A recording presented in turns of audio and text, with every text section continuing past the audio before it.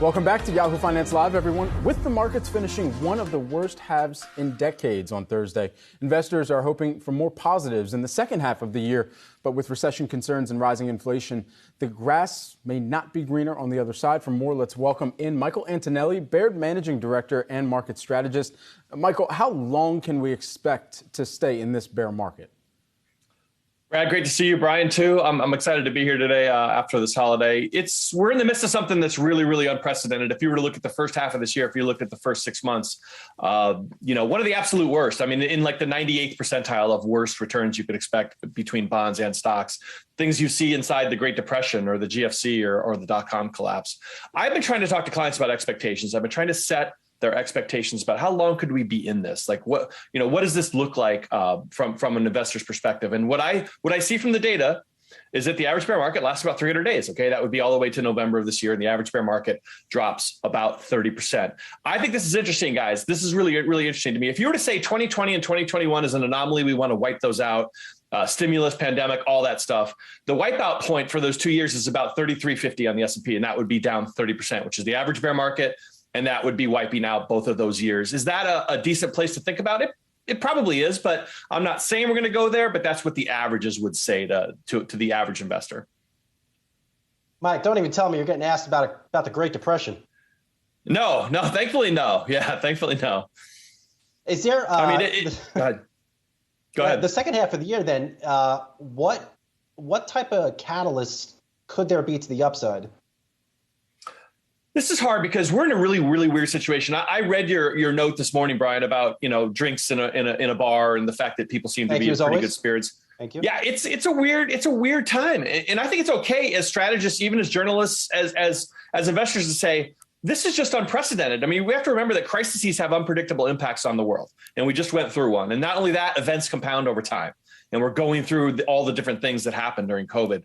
I think what you can look forward to in the second half is inflation abating. I think we've already mostly agreed that inflation's abating. The market's starting to worry more about a recession now than it is about inflation. If down 30 is the average bear market, we're down 21, 22. So the bulk of that's already into the market. Remember, the market will bottom ahead of the economy, will bottom ahead of the news. So that's something we could also look forward to. But it's a weird time. It's okay to acknowledge that it stinks right now. And there's no real road signs that make a lot of sense. So if the Fed were to see any flashing red signs, which they're probably already seeing a lot of yellow signs out there right now, would they be prompted to take their foot off the gas with regard to their policy decision making? Great question. It's something I've been trying to think about and write about. They've been kind of so burned by inflation. All these global central banks have been so burned by inflation. I don't think they can.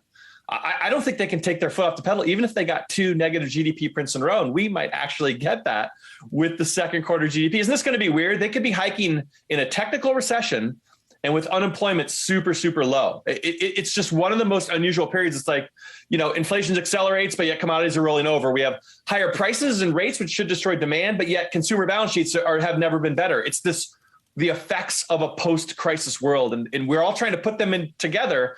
But it's going to be very strange to see them hiking with unemployment in the 3s or 4s. Mike, how bad is this earnings season going to be? And what is it going to do to the markets?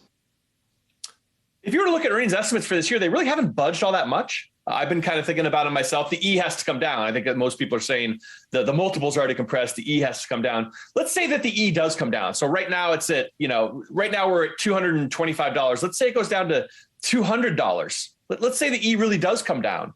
And you still stick a 16 and a half multiple on it, which is where we are now. That gets the S&P to 3,400. That's kind of, again, where we're kind of hanging out right now. So I think the market is thinking about E coming down. I think it's thinking about a technical recession. But again, the only way you think that the market goes significantly lower is if you think it's one of the worst recessions in history, because the worst bear markets lie with the worst recessions in history. And I'm not in that camp. Mike, what song would people be singing at the bar then? Because we know you had a tweet about this over the weekend, trying to figure out which is the best song for a whole bar to sing. And one, Sweet Caroline won 39%. Yeah, that was. I thought that was a good poll. I'd heard a couple of those. And hey, listen, we're all right now in the Hotel California, right? We can check in, but we can never leave. That's where we are all right now as investors. And we got to get through this moment together. Look, if the market goes up over time, which our friend Sam Rowe says it does, so I trust my friend Sam Rowe. If it goes up over time, then what you you do right now is all that matters. Sam so Rowe you need a plan and you need to stick to it. Sam Rowe being the Mr. Brightside of this equation. I guess. Yeah. All right, Michael Antonelli, keep those polls going and the good advice to Michael Antonelli, Baird Managing Director and Market Strategist. Always good to see you, my man.